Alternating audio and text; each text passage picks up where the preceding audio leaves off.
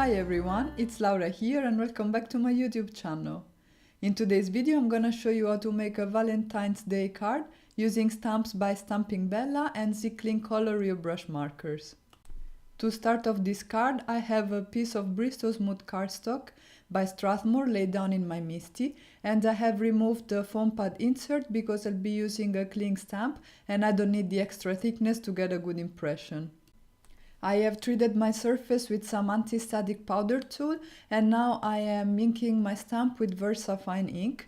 And the reason why I prepared my surface with the anti-static tool is that I want to be doing some embossing with clear embossing powder, because this will add a nice finish to the image itself, but it will also create some raised lines that will help me once I'm going to start my watercoloring with the Zicklin Colorio brush markers.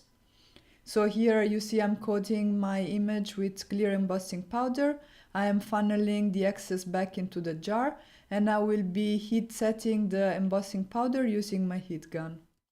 As I said, I am using Bristol Smooth cardstock because this is a very nice support to use with your zig markers, and this strip is cut at about 2.5 inches by 5.5 inches because I want it in the end to cover all the length of my card base. And once I'm done melting the embossing powder, I can go ahead and start watercoloring. And here I just wanted to show you my setup. So as you saw, I have a glass with clean clear water that I'll use to clean off my paintbrush, a microfiber cloth that I can use to either dry or clean again my paintbrush, and then I have my Zicklin Colorio brush markers. And you can use these markers in two ways. You can blend them with each other, or because they are water-based, you can use a damp paintbrush to blend them out. You see me doing right here. And actually in this card, I'll be using both ways to blend these markers. So for the cheeks, I'll be using 2 shades of yellow. I am laying down the darker one first in the shadow areas, and then I'm coming in with a lighter marker to blend that out. And finally, I'm creating my highlights with a damp paintbrush. And in my experience, it's very important when you work with watercolor media in general to use the right size brush so that you have the right amount of water that you're putting down on your paper and you can control it more easily. So for these little cheeks here, because they're so small, I'll be using a very fine paintbrush, whereas I'll be moving on to a larger one when I start painting in the love letters, and to even a larger one when I am working on my background.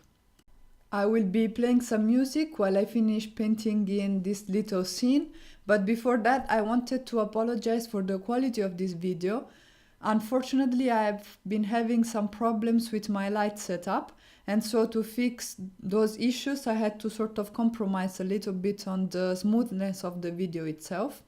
So I'm sorry about that. I still hope this video is going to be enjoyable for you and that you can get something out of it. So enjoy the rest of the coloring and I'll catch you guys later.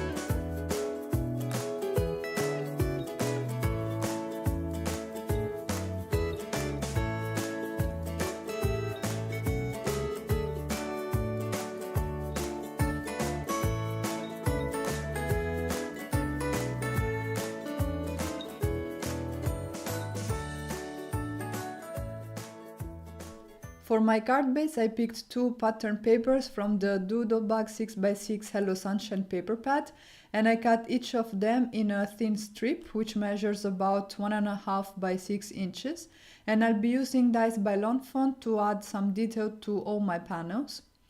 This one here is the largest die in the stitch scalloped border dies, and I cut both strips on one side so that I have these 2 nice inserts for my card.